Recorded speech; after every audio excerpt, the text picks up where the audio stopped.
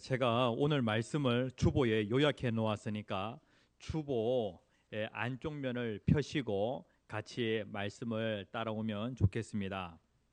오늘 제목 같이 한번 읽어보겠습니다. 시작. 분노, 사탄의 화로. 우리의 감정 가운데 우리가 조절해야 할 감정이 무엇이냐면은 바로 분노입니다. 우리들의 교회가 주일 오후 예배를 통해서 욕망과 영성이라는 그러한 그 주제를 가지고 같이 은혜를 나누고 있는데 벌써 5번째 시간이 되었습니다. 오늘날 이 시대를 보게 될 때에 분노의 시대라고 그렇게 할 수가 있겠습니다. 그러니까 사람들이 쉽게 분노한다는 것이죠. 그 분노로 인하여서 지금도 세계 곳곳에서 전쟁이 일어나는 것을 보게 되어집니다. 분노라고 하는 그 감정을 잘 다스리지 못하여서 전쟁까지 가는 것들을 보게 되어지죠. 러시아와 우크라이나 간의 그런 그 전쟁, 이스라엘과 이란 간의 그런 그 전쟁, 그리고 또 거기에만 전쟁이 있습니까? 대한민국을 아파트 공화국이라고 그렇게 얘기를 하는데 위층과 아래층 그 사이에 층간 소음으로 인하여서 사람들이 또 쉽게 분노하고 오늘날 이 시대의 사람들은 쉽게 분노하는 그러한 그 특성을 가지고 있는데 그런데 아파트 위층과 아래층 사이에 또 전쟁이 일어나는 것을 보게 되어집니다. 제가 어제 김성전 집사님 그 가정에 신방을 갔는데 그러니까 집에 모든 공간이 다 쿠션이 있는 매트 다 깔려 있더라고요. 예. 그러니까 이제 예성이는 그냥 쿵쿵 뛰는 것을 갖다가 좋아하는데 혹시라도 이 일로 인하여서 아래층에 있는 세대주와 분쟁이 일어날까봐 그렇게 신경을 쓰는 것을 보게 되었습니다. 오늘날 이 시대 가운데 뭐 분노가 그뿐일까요? 예? 어떤 사람은 내면의 그 분노 이것이 분노가 일어나는데 그걸 자꾸 억누르는 거예요. 그래서 쉽게 분노가 일어날 때에 그냥 표출하는 사람이 있는 반면에 또 어떤 사람은 또 차곡차곡 또 쌓아놓습니다. 예? 분노를 속에 차곡차곡 쌓아놓으면 무슨 일이 벌어질까요? 예? 병 생기죠. 어떤 병이 생깁니까? 화병이 생깁니다. 화병. 화병이 생깁니까? 마음에 꽃이 핍니까? 아니죠. 내면의 그 분노가 차곡차곡 쌓이게 되어지면은 화병이 생기게 되어지죠. 그래서 시부모님과 며느리 사이에, 그 다음에 또 남편과 아내 사이에, 그리고 부모와 자식 사이에 스트레스는 계속해서 받는데 스트레스를 풀지 못하는 거예요. 그래서 한국의 중년 여성들 상당수가 이 화병에 걸려 있다는 거예요. 화병. 여러분들은 어떻습니까? 특별히 이 분노와 관련하여서 오늘 이 시간에 분노의 특성이 무엇이고 또 분노의 원인이 무엇이며 그리고 분노를 이기려고 하면은 어떻게 해야 하는지 그 부분에 대해서 같이 말씀을 나누고자 합니다. 자, 오늘 첫 번째 분노의 특성에 대해서 성경이 얘기하는 그 분노에 대하여 같이 한번 살펴보고자 합니다. 이 분노라고 하는 것은 반드시 우리가 통제를 해야 됩니다. 뭐 기쁨, 그 다음에 슬픔 이러한 것들은 자연스러운 감정이라고 할 수 있겠죠. 이런 것처럼 분노라고 하는 것도 자연스러운 감정의 표현이라고 할 수가 있겠습니다. 그런데 분노 자체는 악이 아닙니다. 그런데 이 분노가 너무 지나치거나 그리고 이 분노가 모자라거나 그렇다고 하면은 이것이 미덕이 되어질 수 없는 거예요. 그래서 분노가 지나치거나 분노가 모자라서 오히려 다른 사람들에게 덕이 되지 못할 때에 이것을 성경은 악이라고 그렇게 말씀을 하는 거예요. 분노 없는 사람 없죠? 다 여러분들이 분노라고 하는 감정을 가지고 있는데 이것은 잘 통제해야 할 그러한 감정이라는 것이죠. 하나님 분노하십니까? 안 하십니까? 하나님께서 인간을 만드실 때 하나님의 형상대로 하나님의 닮은 꼴로 인간을 만드셨습니다. 하나님에게 있는 그러한 기쁨, 그 다음에 슬픔, 그 다음에 분노, 이러한 그 감정들 우리에게도 동일하게 있는 것을 보게 되어집니다. 그렇죠? 그런데 문제는 무엇이냐면은 하나님이 분노하시는데 성경의 그 위인들을 보게 되어질 때에 성경의 위인들 또한 한 번씩 분노하는 것을 보게 되어집니다. 그런데 성경에서 이 사람들의 그 분노에 대하여 악이라고 그렇게 얘기하지 않습니다. 특별히 모세가 분노하였던 그러한 그 사건이 있죠.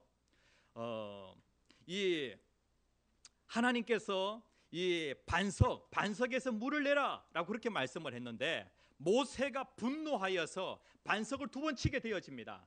그 사건을 통하여서 하나님께서는 모세야 너 가나안 땅 못 들어간다. 하나님이 그렇게 말씀을 하시죠. 그런데 모세의 인생 가운데 의로운 분노가 있었어요. 그때가 언제냐면은 모세가 하나님의 산 그 호렙에 그 신의 산에 십계명을 받으러 올라갔습니다. 그리고 내려왔는데요, 이스라엘 백성들이 금송아지 우상을 만들어 놓고 춤추면서 금송아지를 숭배하고 있는 거예요. 이러한 모습을 보게 되어질 때 의로운 분노가 일어나게 되어집니다. 그래서 가지고 있던 그 돌판을 그 금송아지 우상에게 던져가지고 금송아지 우상을 깨뜨리게 되어집니다. 성경은 이 분노와 관련하여서 모세의 그 분노를 의로운 분노라고 그렇게 말씀을 하고 있습니다. 그리고 다윗에게도 분노라고 하는 것이 있었어요. 우리들의 교회 성도님들, 이러한 분노는 저와 여러분들에게도 있어야 한다는 거예요. 다윗이 언제 분노하게 되어지느냐? 이 하나님 없는 사람 골리앗이요, 하나님의 군대를 모욕하게 되어집니다. 하나님의 군대를 모욕하는 것은 곧 하나님을 모욕하는 것이 되어집니다.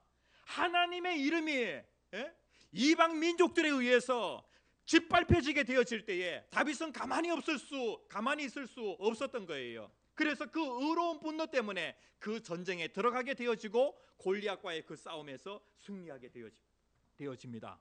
다윗에게 이 분노, 의로운 분노였습니다. 그 다음에 또 느헤미야의 또 분노가 있는데요, 느헤미야 이 페르시아 그 제국에서 고위 관료로서 호의호식하면서 그가 잘 먹고 잘 살 수 있어요.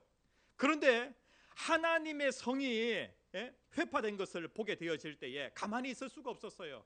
그래서 어떠하든지 예루살렘 성벽을 재건하고자 이 예루살렘에 왔는데, 그래가지고 성벽 다 지었어요. 그리고 또 그들을 신앙으로 개혁하여서 그들이 하나님께로 돌아오도록 그렇게 하는데, 특별히 그 이스라엘의 고위 관료들이 고리대금업을 하면서 가난한 자에게 가난한 자의 것을 착취하여 그들의 그 배만 불리는 거예요. 이러한 것을 보게 되어질 때에 느헤미야가 가만히 있을 수 없는 것이죠. 막 의로운 분노가 일어나게 되어집니다. 이러한 것들은 어떤 거예요? 그 분노를 잘 통제하고 있는 거예요. 이러한 사람들의 그 분노를 의로운 분노라고 그렇게 얘기하는 것은, 이들이 분노하게 되어질 때에 하나님의 영광, 하나님의 공의, 이러한 동기에서 촉발되어 이 분노가 일어났다는 거예요. 그러니까 모세나 다윗이나 그 다음에 또 느헤미야나 이런 사람들을 보게 되어질 때에 자기의 유익, 이러한 것들과는 무관하게 하나님의 마음과 딱 하나가 되어가지고 하나님의 마음으로 분노하는 것을 보게 되어집니다. 여러분들은 언제 분노합니까? 여러분들에게 유익이 되지 않을 때, 손해가 되어질 때에 그때 분노하지 않습니까? 어제 차 사고가 나가지고 제가 거기에서 분노했다. 야, 이게 차를 갖다가 이 모양으로 만들어 놓고 지금 설교 준비해야 되는데 지금 이게 뭐 하는 꼴이냐 이게. 하면서 이제 막 거기에서 분노를 통제하지 못했다라고 그렇게 한다면은 오늘 예배는 그냥 끝난 겁니다. 하나님께서 그 분노를 다스리도록 그렇게 하는데, 그 미얀마 사람이 너무 불쌍하게 보이는 거예요. 돈 벌겠다고 한국에 왔는데 그래가지고 이 교회 차를 받아버린 거죠. 그래가지고 술 마셨지, 그 다음에 또 무면허지, 친구 차 빌려가지고 왔지, 이러한 그 상황이에요. 예? 이러한 상황에서 그냥 제 마음에는 이게 지금 이 보험 처리가 분명히 안 될 것 같다, 그런 생각이 들어가지고 제가 이게 좀 꼼수를 쓰려고 그랬어요. 예? 이제 얼마 시간이 지나니까 그 친구들이 쫙 몰려오더라고요. 외국인 한 7명 정도가 몰려오더라고요. 예? 그러면서 이제 그 차량 소유주도 왔는데, 이게 지금 보험이 1인 보험이 되어 있기 때문에 이 친구가 운전한 걸로 되면은 이거 지금 다 이게 안 된다, 이게 손해가 크다. 그러니까 소유주 당신이 운전한 걸로 그냥 그렇게 하는 게 좋겠다. 그렇게 이제 제가 얘기를 했어요. 이 거짓말이잖아요, 그게. 그런데 그 경찰관이 와가지고 이제 이 차 운전 누가 했냐고 이제 물어보는 거예요. 그래가지고 저 사람이 운전했다 하면 제가 거짓말한 게 되잖아요. 그래가지고 저 사람 소유주입니다, 그렇게 이제 얘기를 했어요. 그래가지고 음주 측정하겠다고 물어보라는 거예요. 그 사람이 술 마신 거예요, 그 사람도. 그래가지고 안 되겠다 싶어가지고 이 사람이 운전한 건 아니고 이 사람은 그냥 소유주입니다. 운전한 사람은 저기에 있습니다. 저 뒤에 숨어 있더라고. 그렇게 됐는데, 그래 참 오늘 아침에 이제 일어나서 하나님 정말 감사합니다. 우리 아이들 하나도 다치지 않도록 그렇게 해주셨는데, 제가 차량 운행 방향을요, 항상 제가 어디 먼저 갔냐면은 유빈이네 먼저 가고, 그 다음에 미나네 가고, 그리고 쭉 이렇게 영곡로로 해서 한 바퀴 돌아요. 그런데 이번에는 거꾸로 방향을 돈 거예요. 그렇게 해서 영곡로로 해서 쭉 돌아가지고 마지막에 유빈이까지 다 내리고 교회로 돌아오는데 거기에서 사고가 난 거예요. 너무 감사하다, 너무 감사하다. 아이들 다 내리고 사고가 나서 너무 감사하다. 하나님께서 분노를 다 이렇게 통제할 수 있도록 그렇게 해 주신 것이죠. 같이 한번 읽어봅시다. 하나님의 분노는, 시작. 하나님의 분노는 환경과 외부 요건이 아니라 하나님의 속성에서 나오는 것이기에 충동적이거나 적극적이지 않다. 의로운 분노는, 하나님의 분노는 어디에서 나오냐면 하나님의 속성에서 나온다는 거예요. 그래서 하나님의 그 마음에서 나오기 때문에 적극적이지 않고 그 다음에 충동적이지 않다는 거예요. 여러분들 분노를 통제하지 못하여서 충동적으로 여러분들 분노하고 적극적으로 분노하는 경우가 정말로 많아요. 그러니까 이 분노라고 하는 거, 이거 통제되어져야 한다는 거예요. 예수님 분노하셨습니까? 안 하셨습니까? 예수님 언제 분노하셨죠? 하나님의 성전을 강도의 소굴로 만들어 놓은 거예요. 하나님의 성전이 더럽혀진 것을 보게 되어질 때에 하나님의 속성으로, 하나님의 그 마음으로 가만히 있을 수 없는 거예요. 아들이 가만히 있을 수 없는 거예요. 그래서 아들 예수님이 어떻게 하셨냐면요, 요한복음 2장 15절 같이 한번 읽어봅시다. 시작. 노끈으로 채찍을 만드사 양이나 소를 다 성전에서 내쫓으시고 돈 바꾸는 사람들의 돈을 쏟으시며 상을 엎으시고. 그 당시에 종교 지도자는요, 힘을 가지고 있었습니다. 권력을 가지고 있었어요. 종교 지도자들에게 잘못 보이게 되어지면은 어떻게 되어지냐면은 사형을 당할 수가 있어요. 그런데 예수님께서는 의로운 분노가 일어나서 가만히 있을 수가 없었던 것이죠. 여러분들은 최근에 화를 낸 적 있습니까? 그리고 무엇 때문에 화를 냈습니까? 여러분들의 이익, 여러분들에게 조금 손해가 생기는 것, 그것 때문에 여러분들이 화를 내지 않았습니까? 그리고 그 화낸 그 결과가 어떠하였습니까? 좋은 결과가 있었습니까?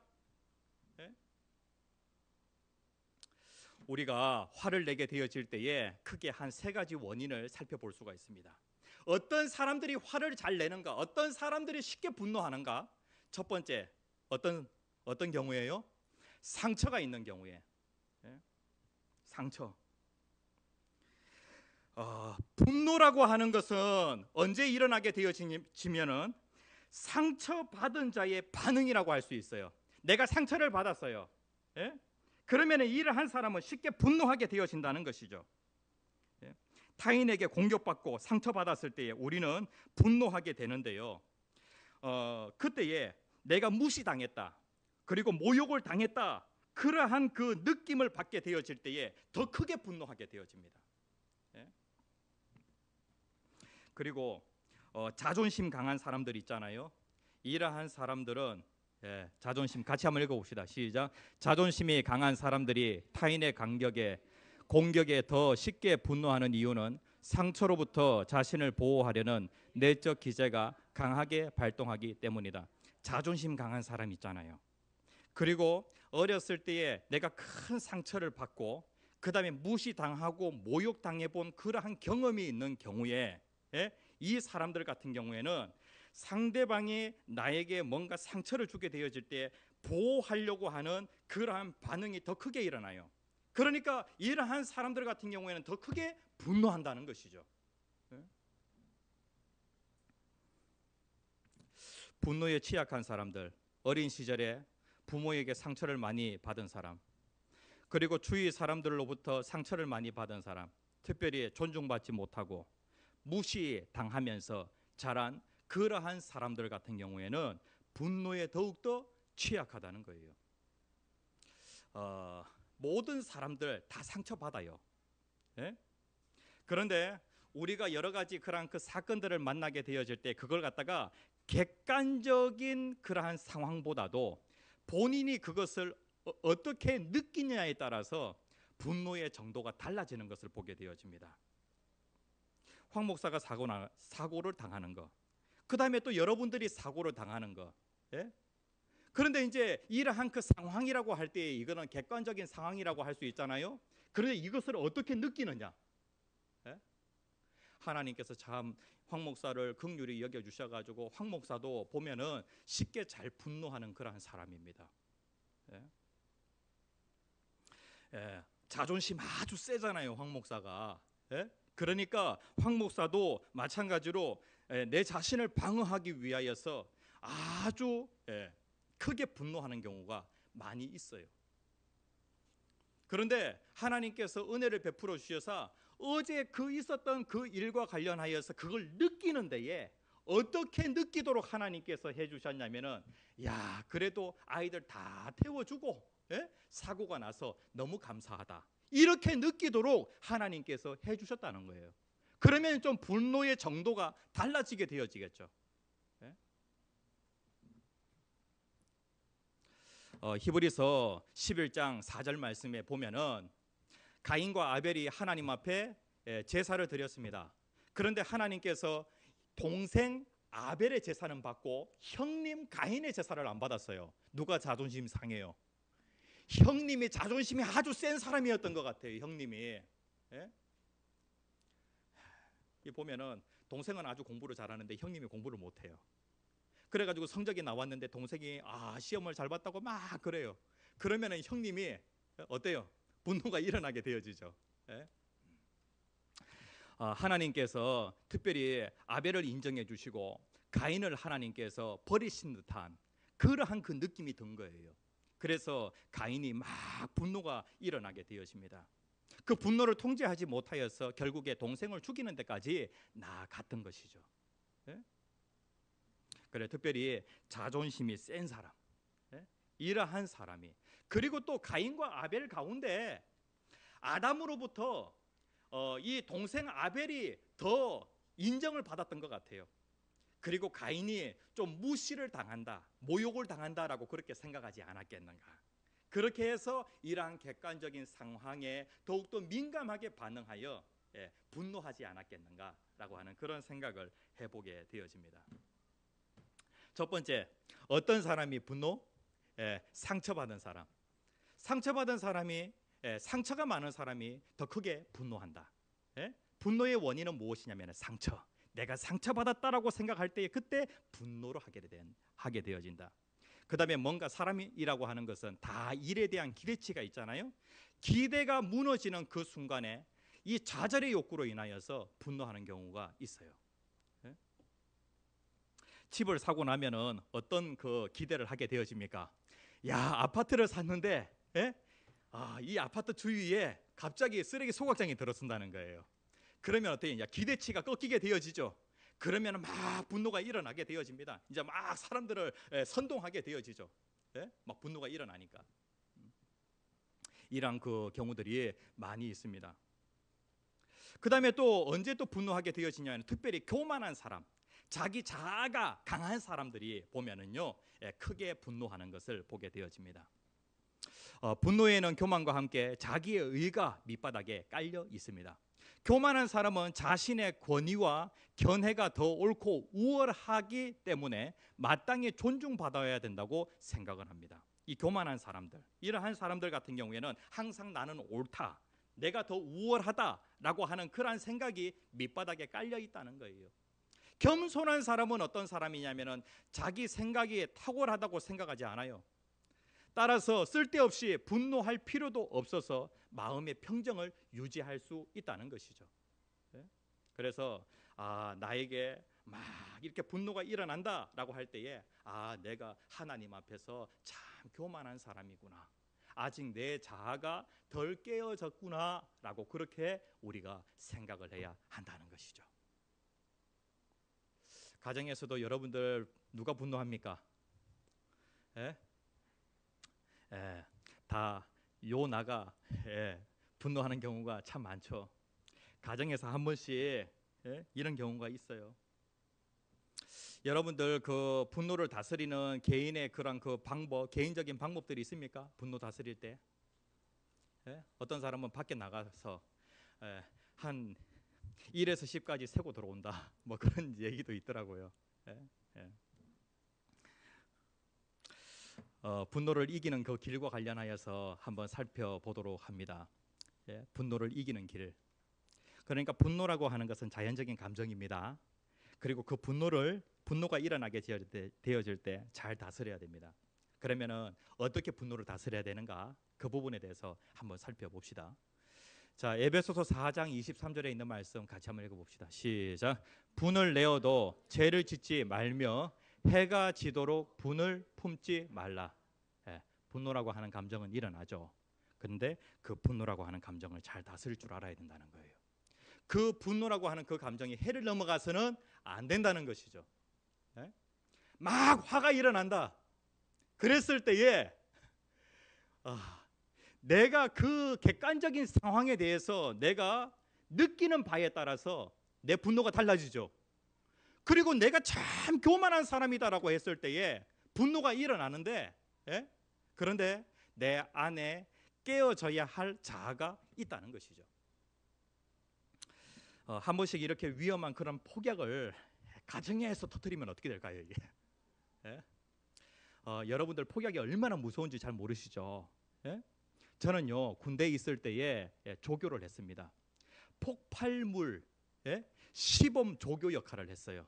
그래서 실질적으로 그 폭약의 위력이 어느 정도인지 그것을 보여주는 거예요. 장교들에게 이제 한 번씩 이렇게 이제 보여줍니다. 제가 이제 뭐 지뢰 같은 거, 그다음에 철조망 같은 거 이런 것도 가르치는 조교였거든요. 그러면서 한 번씩 이렇게 이제 폭약의 위력을 한 번씩 보여줘요. 이제 그것을 이제 설치를 하게 될 때에 제일 제가 터뜨려 본 그 폭약 중에서 제일 센 게 뭐냐 하면은 대전차 지뢰입니다.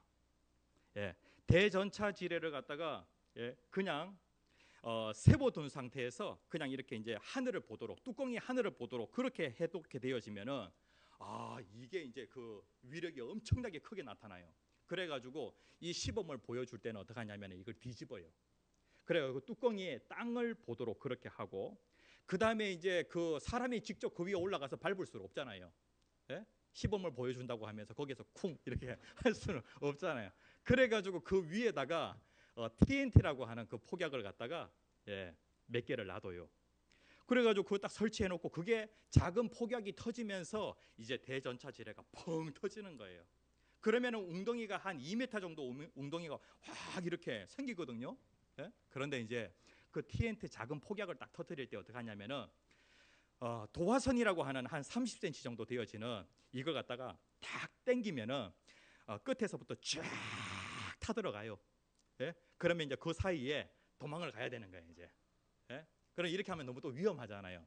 그래서 이제 요즘은 어떻게 하냐면은 전선을 갖다가 쭉 연결을 시켜요. 그래가지고 한 300m 정도 떨어져 있는 그 호에 딱 들어가서 전선 쭉 연결해서 거기에서 스위치 꽉 누르면은요, 이제 그 폭약이 팡 터지게 되어집니다. 와, 그 폭약이 터지는 그 순간에 한 300m 떨어져 있는 이 조교들 가슴이 막 쿵닥쿵닥 떠요. 어제 쾅 받았을 때에 제가 정신이 없더라고요, 이게. 그런데 그렇게 되어져요. 근데 저기 이제 장교들은 저기 2km 밖에서 그 상황을 쫙 이렇게 이제 지켜봐요. 만약에 대전차 지뢰가 여러분들의 가정에서 터졌다, 그러면 어떻게 되어져요? 그 위험한 폭약이 말이죠. 아내가 계속해서 스트레스를 받아요. 그걸 막 또 억누르요. 분노를 이렇게 다스려야 될까요? 억누르다가 결국에 어떻게 돼요? 빵 터지죠. 그러면은 이제 이 가정에서 이 대전차 지뢰가 터졌다. 그러면은 그거 수습하는데 이게 보통 일이 아니겠죠. 아내도 수습해야 되고 남편도 수습해야 돼. 남편도 그 대가를 또 치러야 되고 자식들도 이제 그 대가를 치러야 되고 명절 때 온 가족이 다 모여 있는 그런 상태에서 폭약이 터졌다. 그거 어떻게 수습을 해요, 그거? 그래서 분노라고 하는 것은 무엇과 같냐면은 위험한 폭약과 같다. 그래서 이것을 잘 다스려야 됩니다. 분노 잘 다스려야 되는 거예요. 자, 첫 번째 같이 한번 읽어봅시다. 시작. 원수 갚는 일은 나에게 속해 있지 않다. 나에게 뭔가 손해를 끼친 그 사람은 나에게 원수가 되어집니다. 그리고 그 사람과 관계가 끊어지게 되어지는 거예요. 그래가지고 내가 보복하고자 하는 그러한 생각, 내가 손해를 봤으니까 너도 손해를 봐야 돼 라고 하면서 보복을 하려고 합니다. 복수를 하면 문제가 해결되어질까요? 문제가 절대로 해결되어지지 않아요. 복수는 또 복수를 낳게 되어집니다. 신명기 32장 35절에 있는 말씀 같이 읽겠습니다. 시작. 그들이 실족할 그때에 내가 보복하리라. 너희들 절대로 원수가 생겼다고 해서 보복하지 마. 내가 보복해 줄게. 하나님은 정확하게 복수하시는, 정확하게 심은 대로 거두도록 하시는 하나님이세요. 그런데 여러분들이 보복하러 나섰다가는 어떻게 되어지냐면은 정확하게 보복이 되어지는 것이 아니라 그 사람이 나에게 손해를 끼친 것보다도 2배, 10배로 보복을 해요. 그러면은 또 그 사람이 10배로, 나는 분명히 2개 손해를 끼쳤는데 10개로 갚아?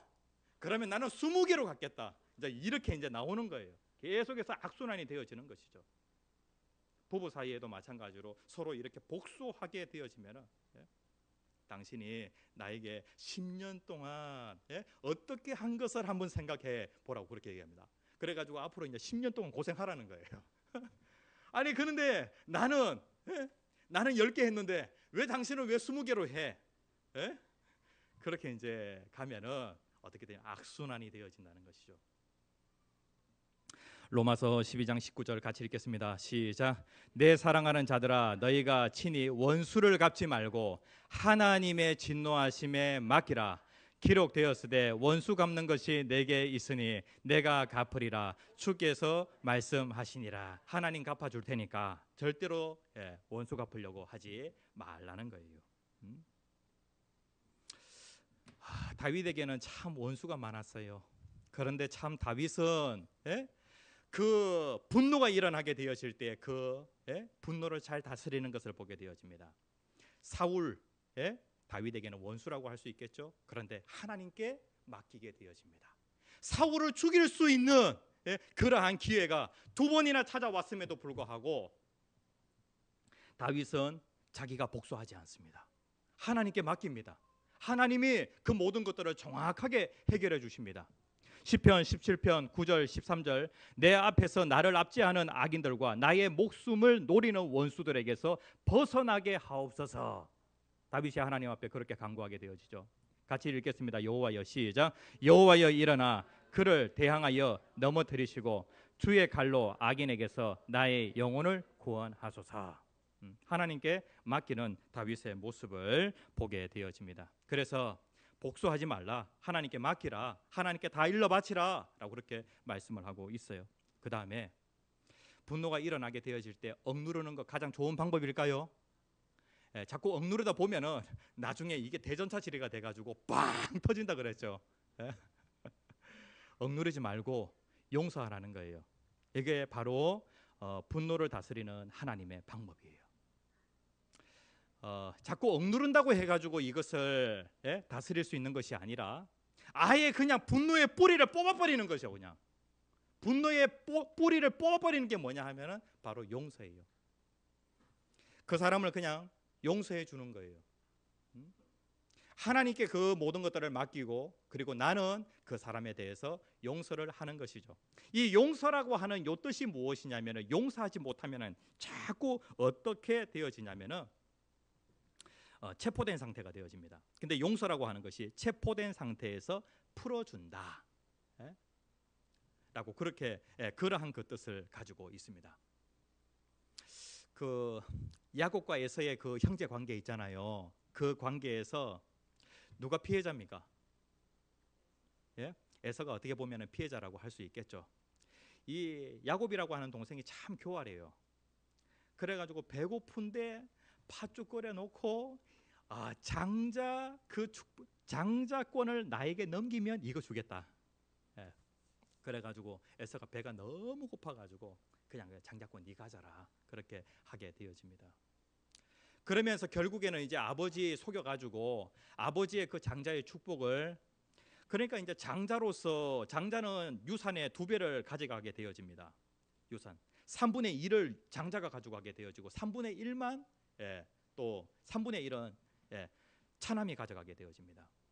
그러니까 이 야곱 참 못된 놈이죠. 그런데 이제 그 에서가 20년 동안 칼을 갑니다. 20년 동안 칼을 갈고 그리고 야곱이 우리 동네에 온다라고 하는 그 소식을 들었을 때에 자기 집에 있는 군사 400명을 거느리고 동생 죽이려고 가게 되어집니다. 만나기만 하면 내가 죽인다. 이러한 상황에서 야곱은 밤새도록 하나님께 기도하고 이러한 상황을 하나님 해결해 달라고 그렇게 기도하고, 그리고 하나님께서 에서의 마음을 싹 돌리셔가지고 에서가 용서를 합니다. 용서를 하고 서로 이제 껴안고 서로를 축복해주고 그렇게 하게 되어집니다. 이 용서가 무엇이냐면은 분노를 뿌리채 뽑아버리는 그러한 방법이라는 거예요. 그 다음에 이 분노가 일어나게 되어질 때 막 뭔가 에너지가 솟죠. 이제 분노가 일어나면. 그런데 이 분노하여 에너지가 일어나게 되어질 때 그것을 갖다가 생산적인 그런 방향으로 전환하라는 거예요. 막 분노 일어나게 되어질 때 그걸 갖다가 이제 막 다 때려 부수는 거 아니라 분노가 일어나게 되어질 때 생산적인 에너지로 하라는 거예요. 분노가 일어날 때 엄청난 에너지를 막 발산하게 되어집니다. 화가 나는 거예요, 이제. 그래 이제 화가 나면 어떻게 합니까, 이제? 막 담대해지고 유리창도 그냥 이렇게 주먹으로 때려도 이게 괜찮을 것 같은 그런 담대함이 생기고, 그 다음에 또 아주 막 초능력이 일어나가지고 2-3사람이 해야 할 일을 갖다가 막 화가 일어나니까 다 필요 없다고 그냥 나 혼자 다 하겠다고 그냥 그래가지고 혼자서 이제 일을 다 하고 막 그렇게 하잖아요. 그런데 이 분노가 일어날 때 이걸 갖다가 생산적인 그런 에너지로 전환하여서 건설적인 세우는 그러한 방향으로 분노를 사용하라는 거예요. 마틴 루터는 화가 나면 화를 솟구치게 하는 그 에너지를 이용하여서 글쓰기와 연구에 몰두할 수 있었다고 합니다. 마틴 루터가 종교개혁 일으킨 사람이죠. 종교개혁 일으키는 데에 그 이제 로마 교황청을 향하여서 막 의로운 분노가 일어나는 거예요. 그래 특별히 하나님의 백성들을 깨워야 되지 않습니까? 그러니까 막 분노가 일어나니까 더 글이 잘 써지는 거예요. 또 연구에 더 몰두하게 되어지고, 그리고 더욱더 담대하게 종교개혁을 일으킬 수 있었고, 분노를 생산적인 에너지로 전환하는 것이죠. 우리들의 교회 성도님들 어떠하든지 이 분노는 자연적인 감정입니다. 예? 분노 너무 지나쳐도 안 되고 모자라도 안 되고, 예? 이것이 만약에 덕이 되어지지 못한다라고 한다면은, 예? 하나님께서 그것을 악으로 보신다는 거예요. 그러면은 이 분노를 갖다 팡 터뜨리게 되어지면 이건 위험한 폭약과 같아가지고 가정 박살납니다. 그냥, 예? 그걸 갖다가 수습을 하는데, 예, 한번 폭약이 터졌는데 그걸 갖다가 수습을 하려고 하면은 얼마나 많은 대가를 지불해야 돼요. 예? 부서진 거 다 다시, 예, 회복시키려고 하면은 얼마나 많은 대가를 지불해야 돼요. 그래서 이러한 상황 가운데 특별히 분노가 일어나거든 용서하는 게 제일 좋고, 그리고 또 복수와 관련하여서 하나님께 맡기고, 예?